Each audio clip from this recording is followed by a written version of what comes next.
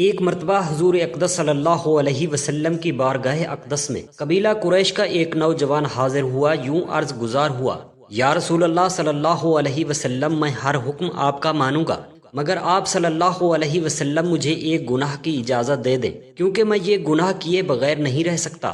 آپ صلی اللہ علیہ وسلم نے پوچھا کہ وہ کون سا گناہ ہے؟ اس نوجوان نے عرض کی: یا رسول اللہ صلی اللہ علیہ وسلم، اس گناہ کو کرتے ہوئے میری زندگی گزر گئی، یہاں تک کہ اب مجھے وہ گناہ چھوڑنے میں اتنی دشواری نظر آ رہی ہے۔ اگر میں وہ گناہ چھوڑ دوں، ایسا نہ ہو کہ میں اپنی زندگی سے ہاتھ دھو بیٹھوں۔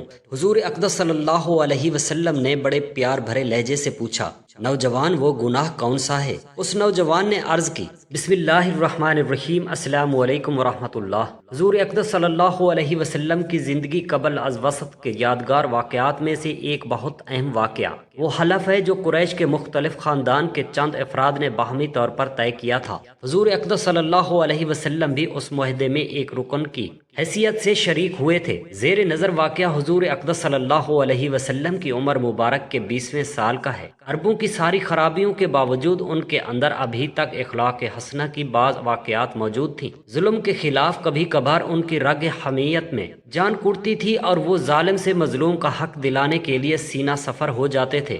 قبیلہ بنو زبید کا ایک شخص کچھ مال تجارت لے کر مکہ آیا۔ اس کی بیٹی بھی اس کے ساتھ تھی۔ اس تاجر سے اس کا سامان مکہ کے مشہور اور مالدار سردار عاص بن وائل خرید لیے، لیکن اس نے سینہ زوری کرتے ہوئے اس زبیدی تاجر کی بیٹی کو بھی اپنے قبضے میں لے لیا۔ وہ اجنبی شخص خانہ کعبہ میں آیا اور خانہ کعبہ کا غلاف پکڑ کر بلند آواز سے روتے پیٹتے ہوئے فریاد کرنے لگا: اے شہر مکہ کی شرفات، تمہارے با اثر آدمی عاص بن وائل نے مجھ سے زبردستی میری بیٹی چھین لی ہے۔ میں مسافر اور مظلوم ہوں، تمہاری خدمت میں درخواست گزار ہوں کہ میری داد رسی کرو اور میری بیٹی مجھے واپس دلاؤ۔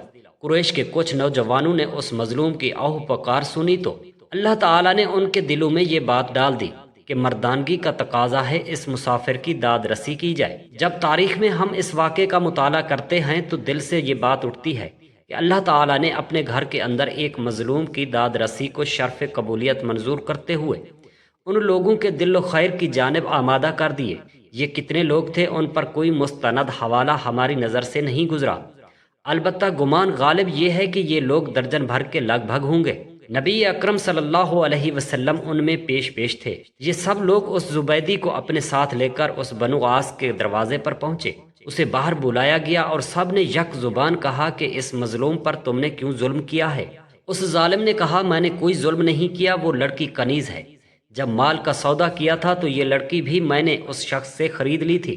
عاص بن وائل کا جواب سن کر وفد کے لوگوں نے زبیدہ سے وضاحت مانگی تو اس نے کہا: خانہ کعبہ کی عظمت و تقدس کی قسم، میں نے اپنی لڑکی بیچی نہیں ہے اور نہ ہی وہ کنیز ہے، وہ میری بیٹی ہے، اور اس شخص نے اپنی قوت کے بل بوتے پر زبردستی اسے اغوا کر کے اپنے گھر میں ڈال دیا ہے۔ اس پر وفد کے لوگوں نے سختی کے ساتھ عاص بن وائل سے بات کی تو اس بدبخت نے اپنے جرم کا اعتراف کر لیا اور زبیدی کی لڑکی اسے واپس دو۔ چلو، کہاں ہے وہ لڑکی؟ واپس دینا پڑے گی۔ لڑکی واپس کرنے کے وقت اس بدبخت عاص وائل نے ارکان وفد سے کہا کہ میں کل صبح لڑکی واپس کر دوں گا، ایک رات مجھے اس کے ساتھ گزار لینے دیجیے۔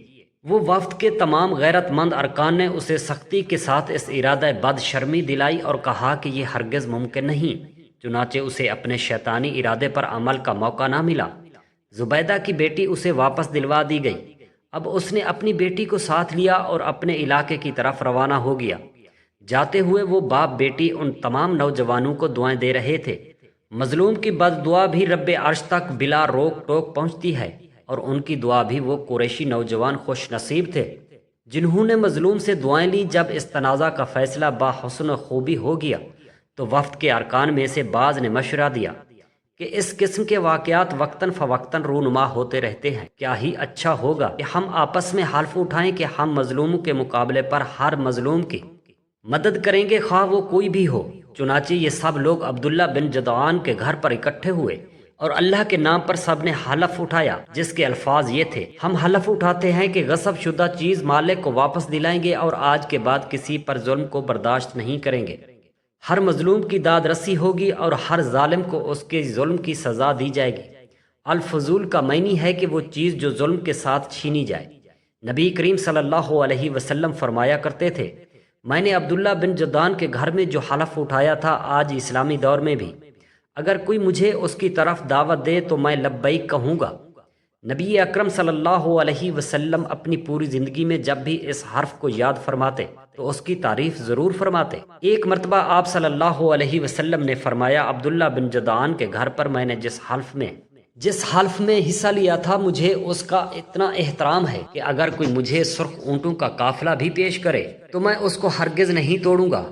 آج کے دور اسلام میں بھی تو میں اس کا مثبت جواب دوں گا۔ زمانہ جاہلیت میں قریش کے اہل خیر نے جتنے اچھے کام کیے ہیں، ان میں سے ایک بہت عظیم کارنامہ حضور اقدس صلی اللہ علیہ وسلم کے وفات سے قبل اس واقعے کا ظہور اللہ کی طرف سے ایک خاص نعمت تھی، جس پر حضور نبی کریم صلی اللہ علیہ وسلم نے ہمیشہ اللہ کا شکر ادا کیا۔ ایک مرتبہ نبی کریم صلی اللہ علیہ وسلم صحابہ کرام رضوان اللہ علیہم اجمعین کے ہمراہ ایک جگہ سے گزر رہے تھے کہ راستے میں ایک بکری کا بچہ کچھ ایسی حالت میں مرا ہوا دکھائی دیا کہ اس کے پورے جسم پر مکھیاں جمع تھیں۔ آپ صلی اللہ علیہ وسلم نے صحابہ سے سوال کیا، تم میں سے کون ہے جو بکری کے اس مرے ہوئے بچے کو خریدے گا؟ صحابہ کرام بڑے حیران ہوئے اور عرض کی، اے اللہ کے رسول صلی اللہ علیہ وسلم، ہم تو اس مرے ہوئے بکری کے بچے کو بے دام بھی نہ لیں، اور پھر اسے خریدنا تو نرا گھاٹے کا سودا ہے۔ اس پر آپ صلی اللہ علیہ وسلم نے فرمایا، یاد رکھو، دنیا کے مال کی مثال بھی مرے ہوئے اس بکری کے بچے کی جیسی ہے۔ آخرت کو پس پشت ڈال کر دنیا کا مال و متاع بھی میرا گھاٹے کا سودا ہے۔ اس واقعے سے نبی کریم صلی اللہ علیہ وسلم کی ایک انتہائی کامیاب اور لاجواب معلم ہونے کا بھی پتہ چلتا ہے، کیونکہ آپ صلی اللہ علیہ وسلم ایک عملی مثال اور نمونہ سامنے رکھ کر صحابہ کے ذہنوں میں ایک سوال پیدا کر دیتے اور پھر اس کا جواب دیتے، اور یوں صحابہ کرام اس درس کو پا کر اپنے عمل کا حصہ بنا لیتے۔ قبیلہ عراش کا ایک شخص مکہ مکرمہ میں اپنے اونٹ بیچنے کے لیے لایا۔ ابو جہل نے اس سے سارے اونٹوں کا سودا کر لیا۔ اونٹ لینے کے بعد ابو جہل نے قیمت ادا کرنے میں ٹال مٹول شروع کر دی۔ عراشی کئی روز مکہ مکرمہ میں ٹھہرا رہا، مگر ابو جہل برابر ہیلے بہانے کرتا رہا۔ جب عراش تنگ آ گیا تو اس نے ایک روز حرم کعبہ میں پہنچ کر قریش کے سرداروں کو اپنی صدا سنائی اور فریاد کی کہ میری رقم ابو جہل سے دلوا دو، میں ایک غریب الوطن مسافر ہوں، خدا را میری مدد کرو۔ جس وقت وہ قریش کے سرداروں سے فریاد کر رہا تھا، رسول اکرم صلی اللہ علیہ وسلم بھی خانہ کعبہ کے ایک گوشے میں تشریف فرما تھے۔ سرداران قریش کو مذاق سوجھا تو انہوں نے اس کو آن حضرت صلی اللہ علیہ وسلم سے اس معاملے میں طلب کرنے کو کہا۔ مظلوم عراشی اپنی فریاد لے کر رسول اکرم صلی اللہ علیہ وسلم کے پاس گیا۔ دوسری طرف سرداران قریش خوش ہو رہے تھے کہ اب آئے گا مزہ۔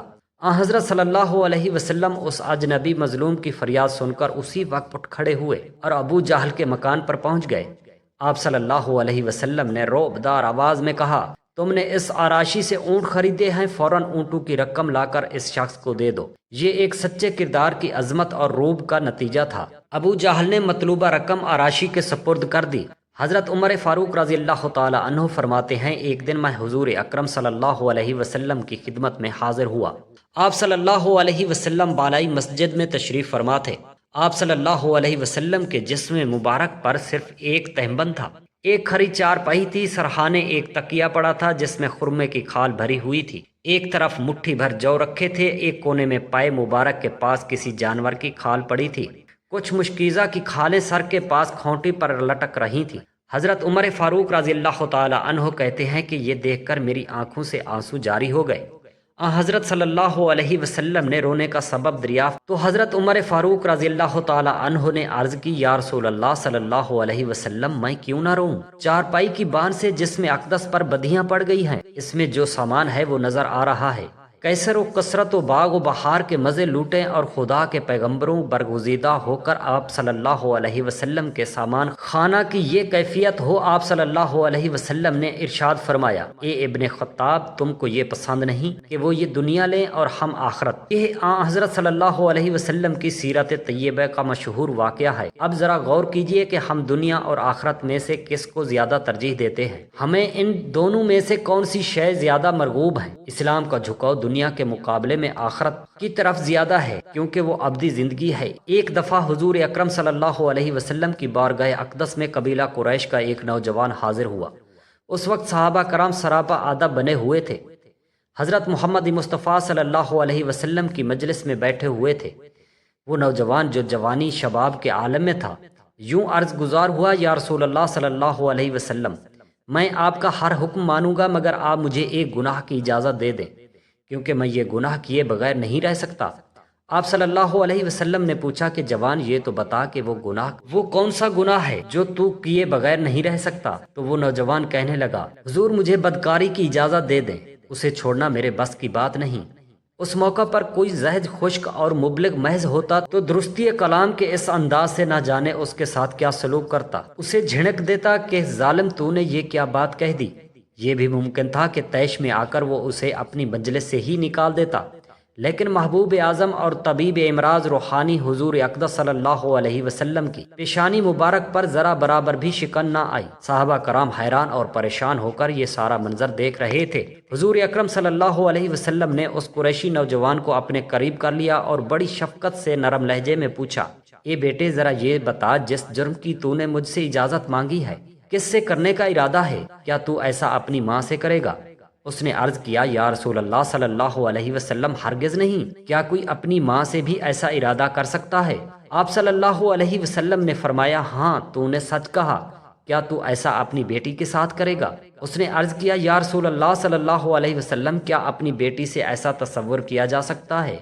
آپ صلی اللہ علیہ وسلم نے فرمایا، تم نے بالکل ٹھیک بات کہی، تو پھر کیا اپنی بہن سے ایسا ارادہ ہے؟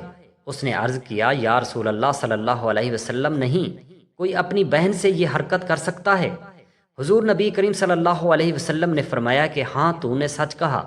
پھر آپ صلی اللہ علیہ وسلم نے فرمایا، کیا چچی، پھوپھی، خالہ اور جتنے بھی محرم رشتے ہوتے تھے سب کو گنوا دیے، اور وہ ہر ایک کے بارے میں انکار کرتا رہا۔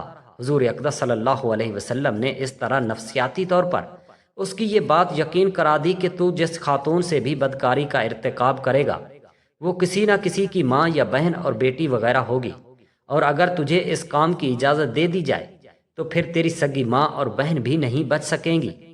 اصل نقطہ جو حضور اکرم صلی اللہ علیہ وسلم نے اس نوجوان کو سنانا چاہتے تھے اس کے دل میں اتر گیا۔ پھر حدیث پاک میں آگے بیان ہوا کہ آپ صلی اللہ علیہ وسلم نے اپنا دست شفقت اس کے کاندھے پر رکھ دیا۔ کتنا خوش نصیب تھا وہ نوجوان کہ جو گناہ کی اجازت مانگنے آیا تھا، مگر آپ صلی اللہ علیہ وسلم کے کرم کا ہاتھ اس کے سر پر پڑ گیا۔